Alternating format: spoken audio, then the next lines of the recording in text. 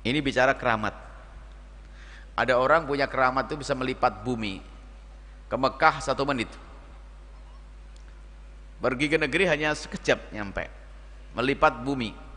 Artinya bisa melakukan perjalanan yang panjang dengan waktu singkat. Biasanya itu adalah pembahasan tentang orang-orang wali yang punya keramat. Sholatnya di Mekah. Oh, ini pergi ke sana langsung, tiba-tiba datang ke sana. Itu karamah. Melipat bumi.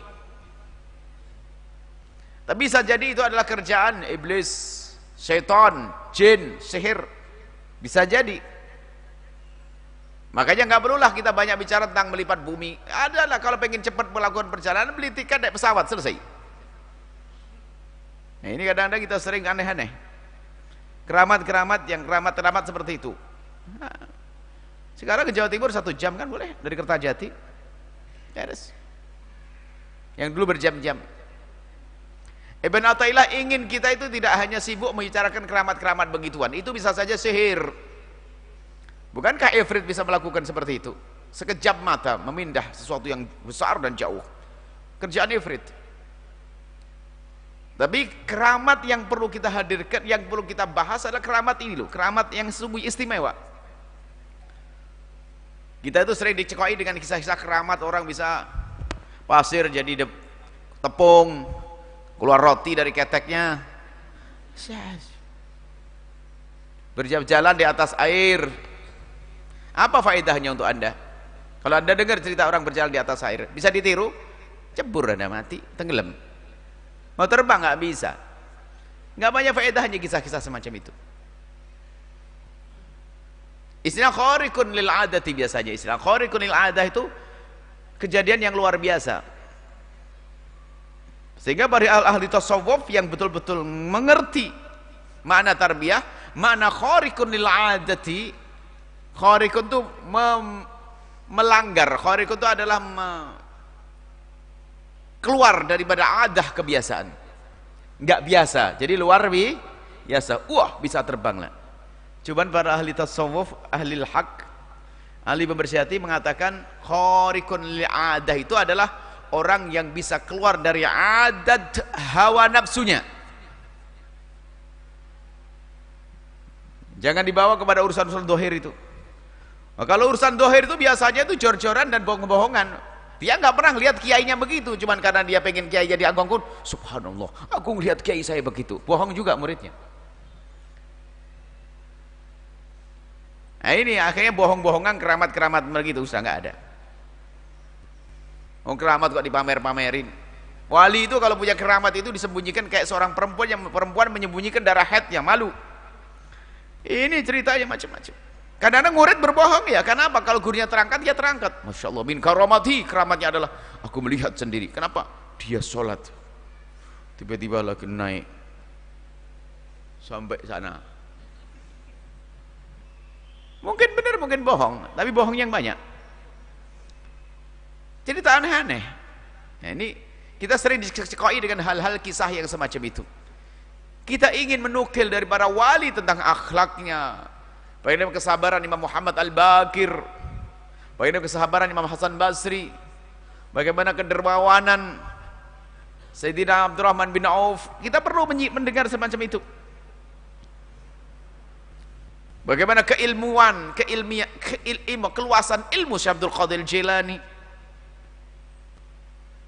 Makanya a'dhamul karamati, paling agungnya karamah itu apa? Istiqomah.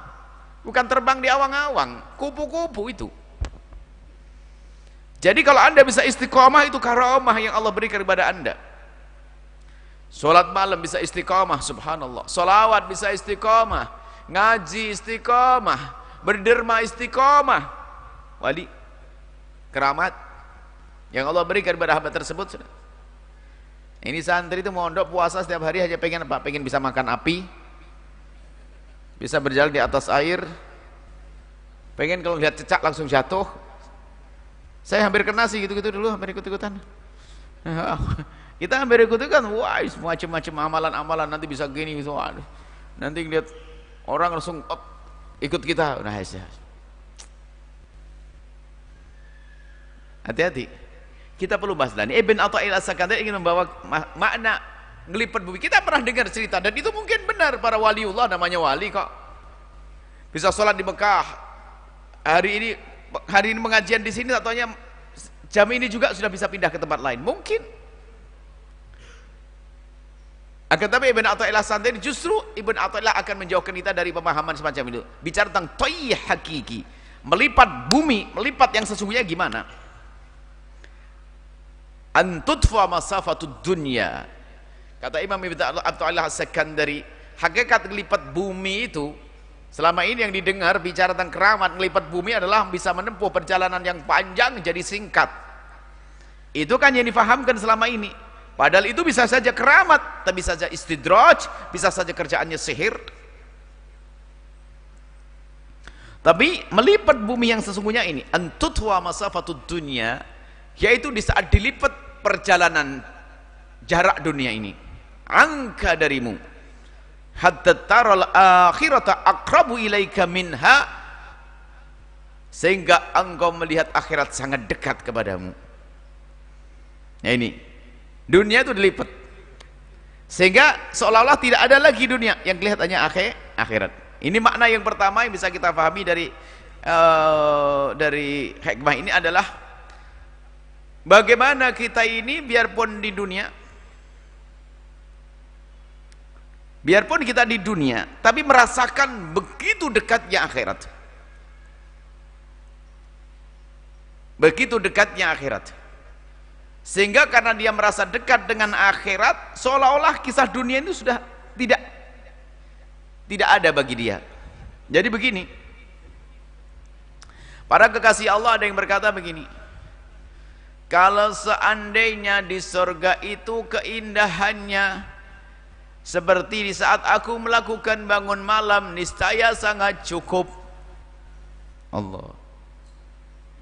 Padahal dia di dunia begitu manisnya bagi dia di saat melakukan sholat malam, lalu dia berkata, kalau seandainya aku di surga nanti diberi kenikmatan seperti yang aku rasakan waktu aku bangun malam, niscaya sudah sangat cukup. Artinya apa? Biarpun di dunia dia bisa merasakan indahnya bangun malam. Nah itu loh, itu wali melakukan kebaikan, nikmat, sehingga dunia bagi dia sudah hampir tidak dirasakan lagi, karena dia sudah seolah-olah dengan Allah terus, dengan keindahan, dengan kenikmatan dari Allah Subhanahu wa taala. Nah ini, maka hendaknya kita membiasakan menghubungkan kehidupan kita di dunia ini dengan kehidupan di akhirat. Sampai muncul keyakinan yang sesungguhnya ternyata sangat pendek di dunia ini.